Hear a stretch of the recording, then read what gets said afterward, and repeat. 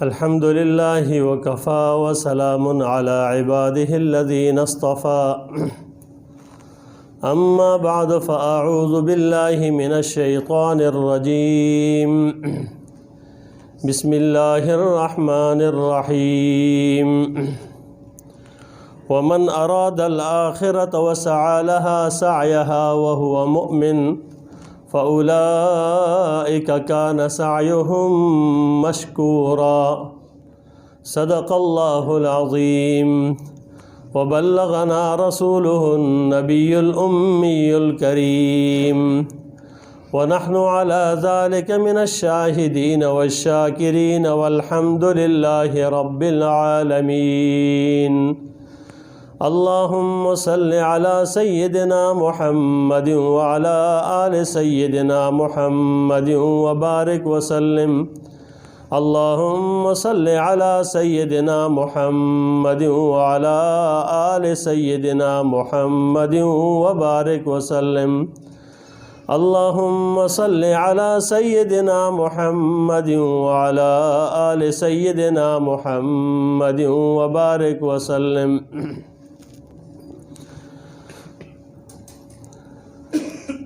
انسان کی 4 بڑی غلطیوں کے موضوع پر گفتگو ہو رہی تھی،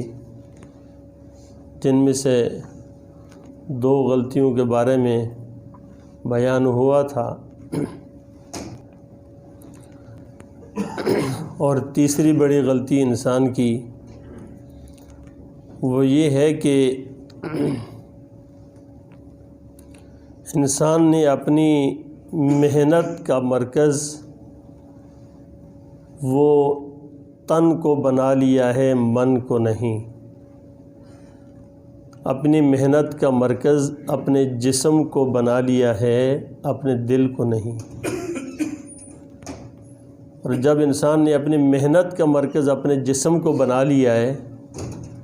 اور دل کو نہیں بنایا ہے، تو یہ اللہ کی منشا کے خلاف ہے، کیونکہ اللہ تبارک و تعالیٰ نے انسان کو پیدا کیا ہے، تو انسان کو پیدا کرنے کے بعد انسان کے ساتھ کچھ ضروریات رکھی ہیں اور کچھ مقاصد رکھے ہیں، اور ضروریات جتنی ضرورت ہوتی ہے انسان اتنی ہی اس ضرورت سے فائدہ اٹھاتا ہے، اس کو حاصل کرتا ہے،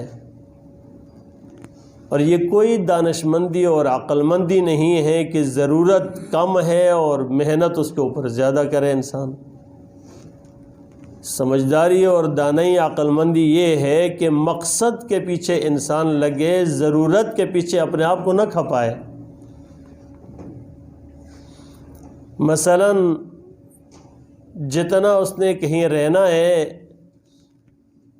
جتنا اس نے پہننا ہے، جتنا اس نے کھانا ہے، جتنا پینا ہے، اتنی اس کے لیے محنت ہو، اور جو اس کا مقصد ہے کہ جہاں اس نے بہت زندگی کیا کہ سدا بہار رہنا ہے، ہمیشہ رہنا ہے، اور جہاں اس نے زندگی مکمل زندگی پوری کی پوری زندگی وہاں گزارنی ہے، اس کے لیے فکر ہی نہ کرے اور مقصد کو چھوڑ دے اور ضروریات کے پیچھے اتنا لگے کہ وہ تھوڑے سے مختصر سے جو زندگی ہے نا، 60 70 80 90 سال، زیادہ سے زیادہ آج کل کے دور میں جو ہے نا 100 سال کچھ لگ بھگ اگر اتنی زندگی ہے، اس ساری زندگی کے دورانیے میں اگر انسان غور کرے نا، وہ محنت اس پر ہو رہی ہے کہ میں اپنے تن کو کیسے آسانی پہنچاؤں، اس کے لیے کیا کچھ کروں۔ یعنی اگر ہم اپنی تعلیم سے لے کر انتہا تک اور ڈگریوں کے حصول تک اور ظاہر کے سارے نظام کو دیکھیں نا، تو ہمیں ساری محنتیں صرف تن آسانیوں کی لگ رہی ہے، من آسانیوں کی نہیں لگ رہی۔ مثلاً دیکھیں کہ آج ہم نے اپنی تن کی، بدن کی، جسم کی ضروریات کو اس کے پیچھے اتنا لگے ہیں ساری مارکیٹیں بھری ہیں، سارے ہسپتال بھرے ہوئے ہیں، اور میں یقین سے کہتا ہوں کہ اگر یہاں بھی کوئی اسپتال کھول لے نا تو دیکھیں تو 2 دن میں وہ بھی بھر جائے گا۔ اب اسپتال آئے دن زیادہ ہو رہے ہیں، وہاں کس چیز کا علاج ہوتا ہے؟ جسم کا علاج ہوتا ہے، روح کا علاج نہیں ہوتا۔ ہمیں جسمانی اس دیکھیں، اگر انسان کے چہرے پر چھوٹا سا داغ ہے نا تو وہ لوگوں کے بیچ میں نہیں جاتا، اور یار اس داغ کو دور کرنا ہے، یہ کس طرح لگ گیا اس کو دور کرنا، اور اس کے پیچھے وہ لگتا مال و دولت لگاتا پھرتا، پتہ نہیں کہاں کہاں جائے گا۔ ایک آنکھ میں ذرا سی خرابی ہو گئی نا، اس کو دور کرنے کے لیے کہاں اگر وسائل ہوئے تو صرف ملک کے اندر نہیں بیرون ملک جائے گا، اور ایک جسم کے اندر کہیں کچھ مسئلہ ہوا، دل پہ ہوا، جسم پہ ہوا، کہیں کسی انسان کے گوڑوں میں ہوا، انسان کے پاؤں میں ہوا، کسی ناخنوں تک اگر کوئی مسئلہ ہوتا ہے نا تو اس کے پیچھے ہم تو اپنی زندگی کی ساری کمائی لگا دیتے ہیں اور خرچ کر دیتے ہیں کہ یا اللہ یہ چیز کیسے دور ہو جائے مجھ سے اور میں ٹھیک ہو جاؤں۔ اس کے ٹھیک ہونے کا کیا نتیجہ ملے گا؟ بس ٹھیک ہو جاؤ گے، پھر کیا کریں گے؟ چند دنوں کے بعد تو مکمل ہی ختم ہو جانا ہے۔ اب محنت اس کے اوپر ہو رہی ہے، ساری محنت اس پر، سارا زور اس پر دیا جا رہا ہے۔ تو بتائیں کہ کیا انسان اسی لیے پیدا ہوا تھا؟ ساری انرجی اس پر خرچ کر دینی ہے؟ اس کے بھی 2 پہلو ہیں، اس کے بھی 2 پہلو ہیں۔ ایک یہ ہے کہ ان چیزوں کے اندر بھی ہم اتنے لگ چکے ہیں کہ جس نے کرنا ہے نا اس کو تو بلا کے بیٹھے، جس نے کرنا ہے نا ان کو ٹھیک کرنا ہے اس کو بلا کے بیٹھے۔ جس طرح ہم کہیں کہ یار ایک بیماری کا ماہر ڈاکٹر ہے پوری دنیا میں ایک ہی ہے، مثال کے طور پہ، اس کو چھوڑ کر ہم کلینکوں میں، بڑے بڑے اسپتالوں میں کہیں بھی جاتے ہیں تو لوگ سارے کہیں گے پاگل ہے یار، علاج اس فلانے آدمی کے پاس ہے، تو کدھر جا رہا ہے؟ تو سارے کہیں گے بھی وقوف ہے، ٹائم ضائع کر رہا ہے، علاج ان کے پاس نہیں ہے۔ اب جس کے پاس علاج ہے اس کو بلا کے بیٹھے ہیں اور وہ اللہ ہے، اس کو چھوڑ دیا ہے، اور اپنے ظاہر پہ دوڑیں لگائی ہوئی ہیں انسان نے اپنے اس چھوٹے سے داغ کو ختم کرنے کے لیے، چھوٹے سے جسم کے اوپر کسی بیماری کے اثرات کو ختم کرنے کے لیے۔ بس یہ انسان اسی لیے رہ گیا تھا، ایک داغ لگا ہوا انسانوں کے بیچ میں نہیں جا سکتا، دل پہ داغ لگا کر اللہ کے سامنے آ کے کھڑا ہو گیا، دل پہ داغ لگا کر اللہ کے سامنے کھڑا ہے، دل پہ داغ لگا کر مولا کے سامنے جا رہا ہے، پرواہ ہی نہیں ہے۔ اور ہم تو، ہمارا حال یہ ہے کہ ہمارے دل پر محنت نہیں ہے، کوشش نہیں ہے نا، پھر کیا ہوتا ہے کہ ہم تو اللہ کے سامنے بھی وہ لباس پہن کے آتے ہیں کہ جو اپنے بیوی کے سامنے بھی پہن کے نہیں جا سکتے ہیں، اپنے کسی گھر میں بھائی کے سامنے نہیں جا سکتے، دوست کے سامنے نہیں جا سکتے، ایسا لباس پہن کے اللہ کے سامنے آ گئے، کام کاج کا لباس، داغ دھبے لگے ہوئے، گندے، سارا کچھ ہے، اٹھ کے آئے اللہ کے سامنے کھڑے ہو گئے، ذرا بھی دل میں احساس ہی نہیں پیدا ہوا کہ کس چیز پہ جا رہے، کس کے سامنے جا رہے۔ تو میرے بھائیوں، بہت بڑی افسوس ہوتا ہے کہ انسان جب اپنی محنتوں کے محور کو دیکھے نا، محنتوں کے دائرے کو دیکھے نا، سارا کے سارا اسی جسمانی محنت ہے، سارے کے سارے بدنی محنت ہے، بدن کے لیے محنت ہے، بدن کو کھپا رہے ہیں بدن کے لیے۔ بھائی انسان بدن کو کھپائے دل کے لیے، آخرت کے لیے، اللہ کے لیے۔ اب اس ساری محنت کے دائرے میں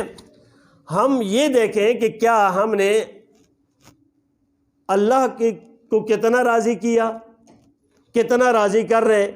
کتنی کوشش کر رہے۔ اب وہ چیز بالکل رہ گئی ہے، یہاں تک کہ تھوڑی تھوڑی بیماری کا بہانہ بنا کر تو انسان نمازیں چھوڑ دیتا ہے، تھوڑی تھوڑی بیماری کا بہانہ بنا کر روزے چھوڑ دیتا ہے، تھوڑی تھوڑی بیماری کا بہانہ بنا کر انسان عبادات کو بالکل چھوڑ دیتا ہے۔ اب چھوڑنا آسان ہو گیا اس لیے کہ وہ محنت کا مرکز ہی نہیں ہے، محنت کے دائرہ نہیں، محنت اس کے لیے کار ہی نہیں رہا۔ حضرت تھانوی احمد علی لاہوری رحمۃ اللہ علیہ کا ایک عجیب واقعہ ہے۔ بہت بڑے اللہ تبارک و تعالیٰ نے ان کو ایک کشف دیا تھا۔ یہ جو انوارات جتنے کھلتے ہیں نا تو اللہ تبارک و تعالیٰ بھی اپنے خاص بندوں پر کچھ کیفیات کھول دیتے ہیں۔ جتنی نورانیت زیادہ ہوگی اتنے ہی انوارات کھلیں گے، اتنے ہی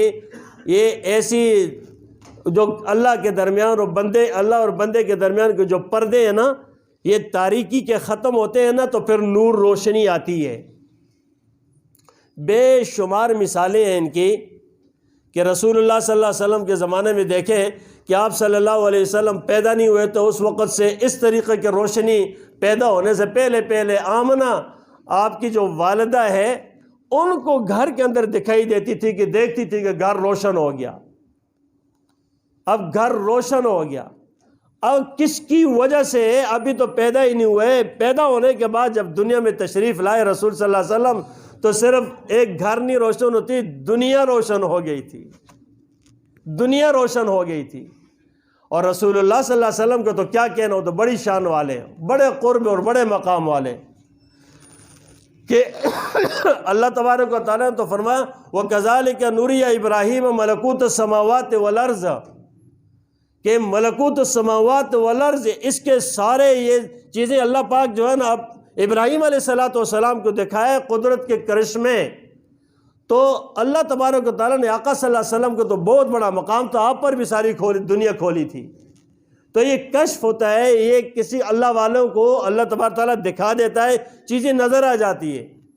تو احمد علی لاہوری رحمۃ اللہ علیہ فرماتے ہیں، یہ اپنے درس کے اندر فرمایا کرتے تھے کہ میں ایک مرتبہ بازار میں جا رہا تھا تو ایک بزرگ تھے، اللہ والے تھے، نگاہیں نیچے کر کے جا رہے تھے، تو مجھے جب میری نگاہ پڑی تو میں نے پہچان لیا کہ بہت بڑے انسان ہیں، تو میں نے کہا دعا سلام کی، تو مجھے کہنے لگے احمد علی انسان کہاں بستے ہیں؟ میں حیران ہو گیا حضرت کے سوال کے اوپر، انسان کہاں بستے ہیں؟ اور انسان تھے، سارے دنیا چل پھر رہی تھی، تو کہا انسان کہاں بستے ہیں؟ تو میں نے کہا حضرت یہ سارے انسان تو ہیں، تو کہا مجھ پر ایسی ایک توجہ ڈالی کہ اب میں نے جب ادھر ادھر دیکھا مجھے کوئی انسان نظر نہیں آ رہا تھا، کوئی خنزیر نظر آ رہا ہے، کوئی کتا نظر آ رہا ہے، کوئی بلی نظر آ رہی ہے، کوئی اور چیز نظر آ رہی تھی۔ میں کیفیت میری عجیب سی ہو گئی، تھوڑی دیر کے بعد جس وقت کیفیت ذرا ہٹی مجھ سے دور ہوئی تو میں نے دیکھا کہ وہ اللہ والے تو غائب ہو گئے اور پھر مجھے دکھائی دینے لگے لوگ۔ اب یہ جو بات ہے نا، اس بات سے ہٹ کر کے ہم اس کے اوپر یہ کہنے کہ یہ کیا جو معترض ہوتا ہے نا، المعترض کلامہ، ہمیشہ اعتراض کرنے والے اندھے ہی ہوتے ہیں۔ میرے بھائیوں اس بات کی حقیقت کے اوپر ذرا غور کرو کہ اللہ اور بندے کے درمیان نا گناہ بہت زیادہ رکاوٹ ہے، بہت زیادہ رکاوٹ، حائل ہو گئے، نظر ہی نہیں آتا کچھ۔ تو اب یہ جب پردے ہٹیں گے نا پھر پتہ چلے گا۔ جس طرح کہتے ہیں کہ جب انسان مرتا ہے نا، مرنے کے بعد اس کو جس وقت لے کر جا رہے ہوتے ہیں نا، قبر کی طرف لے کر جا رہے ہوتے ہیں، تو اس وقت اس کی یہ کیفیت نہیں، اس کے اعمال بد، برے اعمال، کوئی خنزیر کی شکل میں ہوگا، کوئی کتے کی شکل میں ہوگا، کوئی کسی اور چیز کے متشکل ہو کر اس کے سامنے آئیں گے، اور اس وقت یہ چیختا چلاتا پھرے گا اس وقت۔ اب یہ اس طریقے اعمال بد اس بری شکل کے اندر آیا کرتے ہیں، اعمال بد اس بری شکل میں آیا کرتے ہیں۔ تو انسان غور کرے کہ ہم کیا کر رہے ہیں، ہم کس چیز کے اوپر محنت کر رہے ہیں۔ تو میرے بھائیوں، محنت کا مرکز وہ جسم نہیں ہے، وہ دل ہے۔ ظاہر جسم نہیں ہے، دیکھیں آپ صلی اللہ علیہ وسلم نے واضح طور پہ فرمایا نا، ان اللہ لا ينظر الى صورکم و اموالکم، اللہ تمہاری صورتوں اور مال کو نہیں دیکھتا، ولیکن ينظر الى قلوبکم و اعمالکم، اللہ تمہارے دلوں کو اور عملوں کو دیکھتا ہے۔ اب آپ صلی اللہ علیہ وسلم کی بات ہے نا، ہمارا ایمان ہے آپ صلی اللہ علیہ وسلم سچے ہیں، آپ نے جو بات بتائی آنکھیں کھول دینے والی ہے، حقیقت والی ہے۔ انسان کو غور کرنا چاہیے کہ اللہ کو صورتیں اور مال نہیں دیکھنا، صورتیں مال نہیں دیکھنا، قلوب دل دیکھنا ہے، اعمال دیکھنا ہے۔ دو چیزیں، یہ دونوں محنت کا رخ ہے، صورت اور مال۔ اگر اس پر محنت ہوگی نا تو صورتیں بنے گی، مال زیادہ ہوگا۔ اب صورتوں کے ڈیزائن تو ماشاءاللہ مارکیٹ بھری پڑی ہوئی ہے کہ انسان اپنے چہرے کے اوپر کیا لگائے، جلد کو کیسا اچھا کرے، تن پہ کیسا پہنے، آئے دن نئے نئے ڈیزائن کپڑوں کے، نئے نئے انسان کی چیزوں کے، نئے نئے کیا سے کیا کہیں، دیکھے تو بھرا پڑا ہوا۔ آپ کو پہلے دن کی والی چیز دوسرے دن نہیں آئے گی۔ انسان کے محنت کا مرکز دیکھیں، اور اس اتنے زیادہ ڈیزائن کہ بھائی وہ پہلا ختم، اب سال میں نہیں مہینوں میں ختم، دوسرا آ گیا، اور اس طرف انسان لپک رہا ہے، یہ حاصل کرنا ہے، یہ حاصل کرنا ہے، یہ حاصل کرنا ہے، یہ حاصل کرنا ہے۔ گاڑیاں دیکھ لیں، مکانات کے ڈیزائن دیکھ لیں، چیزوں کو دیکھ لیں، سب ختم، اب یہ لینا یہ لینا یہ لینا رہ گیا ہمارے پاس، اور اس کے لیے انسان اپنے آپ کو کھپا رہا ہے۔ جبکہ محنت کا دوسرا رخ جو اللہ دیکھتا ہے، اللہ کے سامنے پیش ہونا ہے، وَلَكِنْ يَنْظُرُ إِلَىٰ قُلُوبِكُمْ وَأَعْمَالِكُمْ، اللہ نے دل کو دیکھنا ہے اور عملوں کو دیکھنا ہے۔ اور اللہ تبارک و تعالیٰ اپنے بندے سے صرف اس چیز کو دیکھتے ہیں کہ اس بندے کے دل کیسا ہے، اس کا عمل کیسا ہے۔ اب اس کا مطلب یہ ہوا کہ ہمارے اس پورے وجود کے اندر محنت اس دل پر ہونی چاہیے۔ صبح اٹھتے ہیں، ہماری محنت کس چیز پر ہے؟ واٹس ایپ پر ہے، فیس بک پر ہے، اخبار پر ہے، نیوز پر ہے، کیا کہا، کیا نئی چیزیں، کیا نئی خبر ہے، کیا نئی خبر ہے۔ صبح اٹھے کوئی یہ بھی دیکھ لے، اپنے دل میں جھانکے کہ بندے تیرا کیا حال ہے اس وقت، تیری کیا خبر ہے، تیرے دل کی کیا خبر ہے،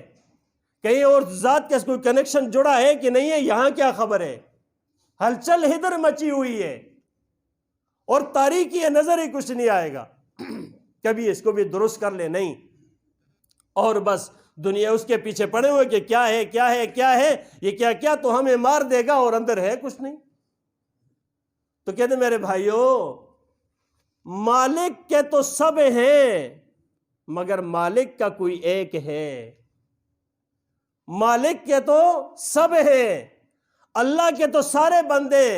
مخلوق ہے، اللہ کی، اللہ کے مملوک ہے، ہم اللہ ہی کے ہیں، لیکن اللہ کا کوئی ایک ہی ہوگا۔ ساری مخلوق خال خال ہوں گے، لاکھوں میں نہیں کروڑوں میں دیکھو تو کوئی ایک ملے گا۔ اب یہ انسان کیا کہ ہمیں تو ہاں مالک کے نہیں اور کس کے ہیں؟ بھئی مالک کے ہیں تو مالک کے جب بنتے ہیں نا تو مالک کی مرضی کے خلاف کوئی نہیں کرتا۔ دل میں گندگی نہیں ہوتی ہے، پھر یہ دل اتنا صاف ہوتا ہے، اللہ اکبر کبیرہ، پھر مزہ ہی آ جاتا ہے زندگی کا۔ نہ نگاہ میں کوئی برا رہتا ہے،